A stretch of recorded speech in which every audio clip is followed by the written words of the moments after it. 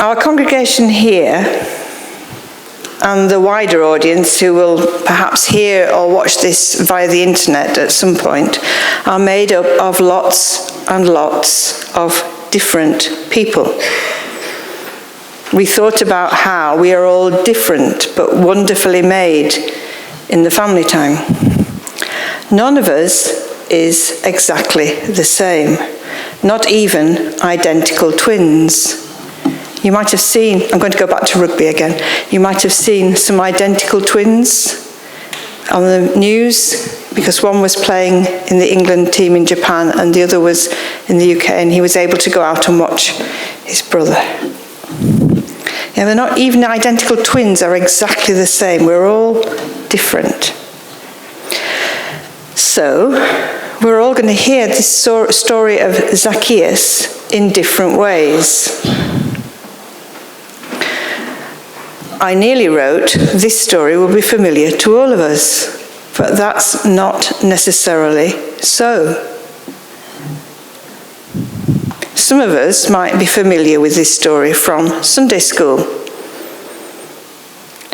Some of us may have sung. Now, I thought the song was, Zacchaeus was a very little man, and a very little man was he.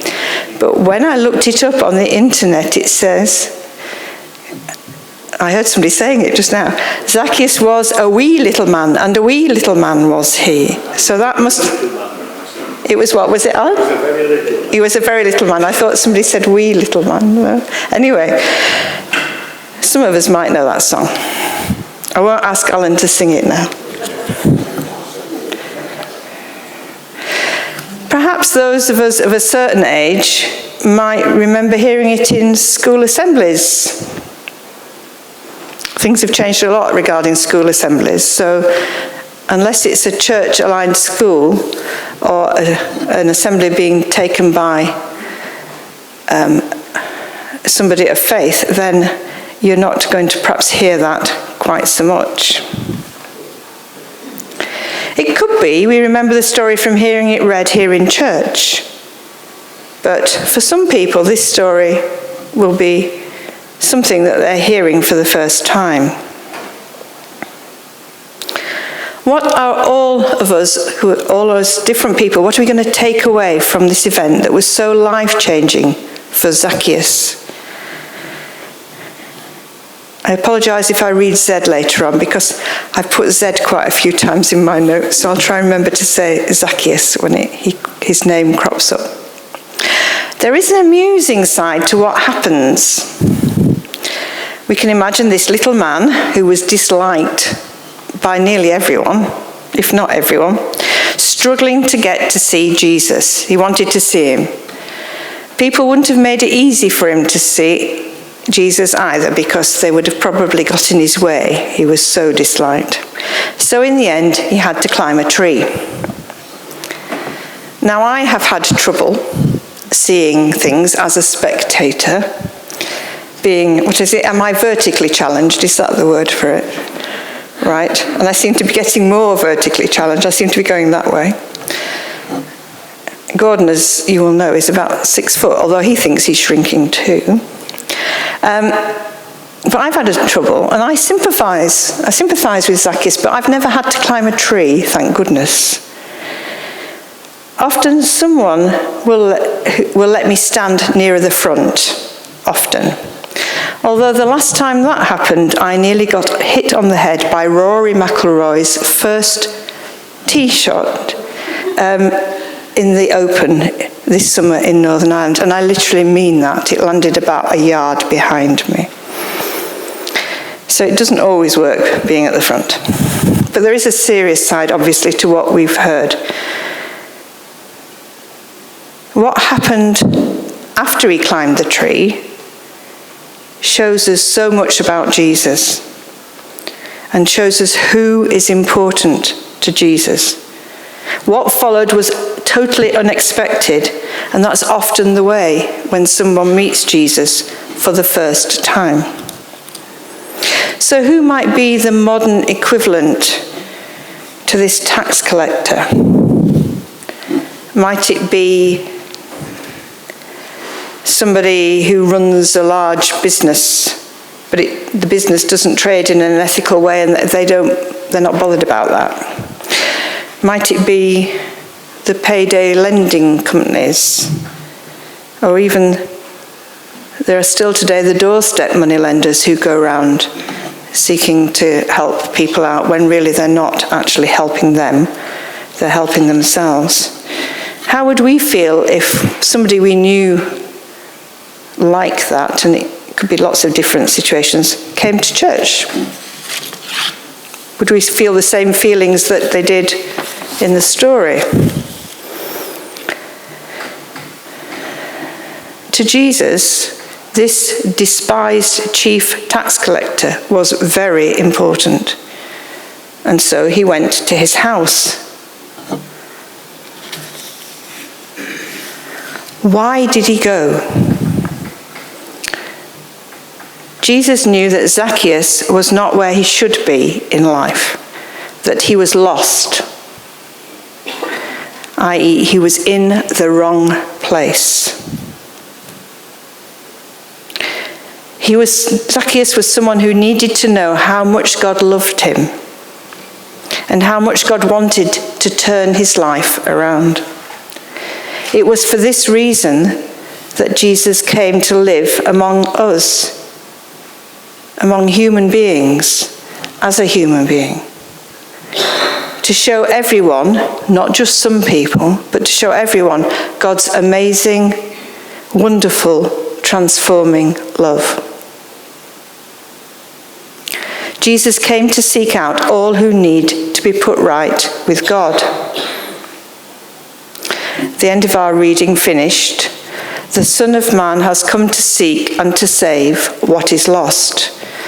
Another translation in the New Living Translation, I think that's the right description, is, for the Son of Man came to seek and to save those who are lost.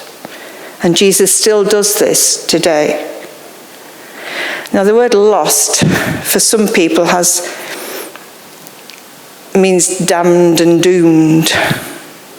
But that's not what it means here. It means being in the wrong place, not being where you should be. And Jesus told stories about this, parables about this, didn't he? The lost silver coins, the lost sheep, the lost son, all reunited with somebody, all put back in the right place. I was once on a ship's tender in thick fog on the way to a port on the mainland, and we got lost. Well, I wasn't steering it, but we got lost.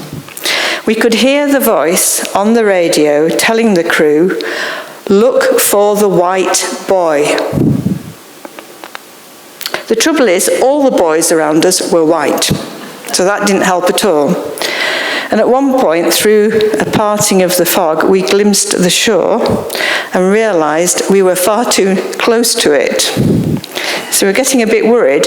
Then the captain came on the radio and said, "Number 17, that was the number of our tender, stop your engine," which worried us slightly. But it was the fact that that was the only way they could identify which tender was going, well, you might have thought the others might be going the wrong way, but you could identify which one we were. Once they located us, the instructions were given over the radio, and thankfully we got to the port. There is this sort of issue of perhaps we should never have set off in the first place, and they did stop other boats going, but we did get there. We had not taken the correct route, and so we ended up in the wrong place. And we couldn't see how to get back to safety. We needed the help of the captain. I think you can see where I'm going here, that God is our captain. I'll just have to have a drink of water.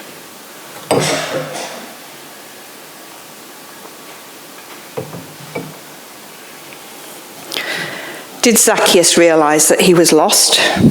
Why was he so desperate to see Jesus? Was it because of what he'd heard, that Jesus welcomed tax collectors and sinners? Was it because he was naturally curious? Was it because something was niggling him about his lifestyle? He obviously was a wealthy man, but not happy. He was a lonely man because of what he did and the way he treated others. Not only was he a tax collector, as I've said, he was a chief tax collector. So he would have had other people working under him and taken a percentage from them as well. So he was seen as a traitor by his fellow Jews because he worked for the Roman occupiers, and the Romans weren't bothered about him, they just wanted the money off him. Also, Zacchaeus was not following the commandments that had been given to the Jewish people. He was not being fair. He was being very greedy. He was definitely not where God wanted him to be. Jesus seems to have been looking for Zacchaeus. He was searching him out in the crowd. Jesus came to the place where Zacchaeus was. And we must remember that that is true today. Jesus comes to find us exactly where we are. He comes looking for us. When they meet face to face, something happens. What a penetrating look that must have been.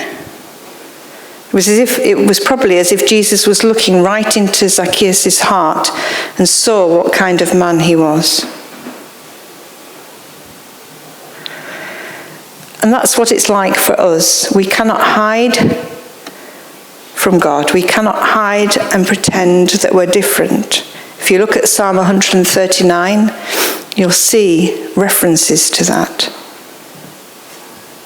God knows what we are like and how we live. He knows if we're in the right place or not, or if we're way off the mark. And Jesus came to show us the way back to find the right place. How thrilled Zacchaeus must have been when Jesus came to his house, and how much muttering there must have been. It wasn't how the crowd had expected things to turn out. They thought probably he was going to get a good scolding for what he did, not that Jesus would go and eat with him.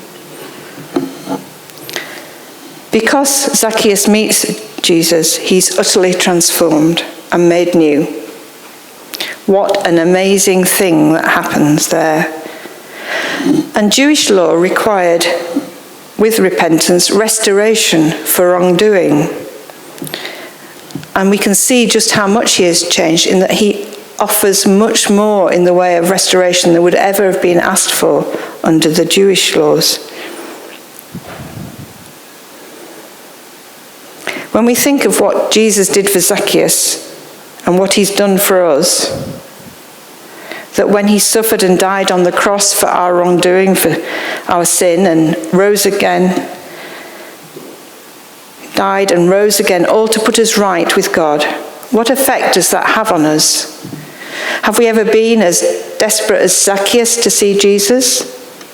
How would you feel if you met Jesus today? Or how would I feel if we met Jesus today and he looked at us and said, I want to come to your house now? Would we feel not worthy to welcome Jesus?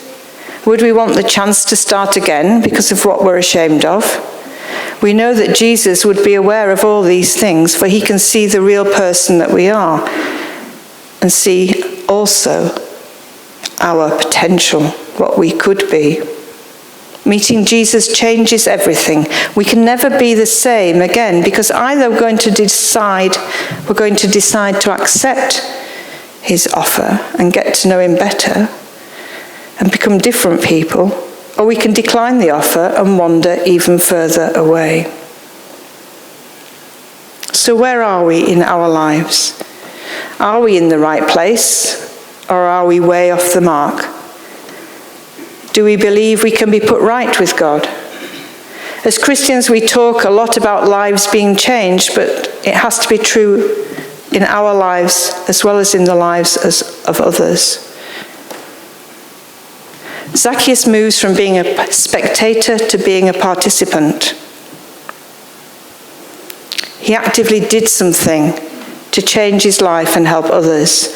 And we are called to do that too, so that we can take part in the ongoing work of building God's kingdom. It's not enough to be an onlooker, we have to take part.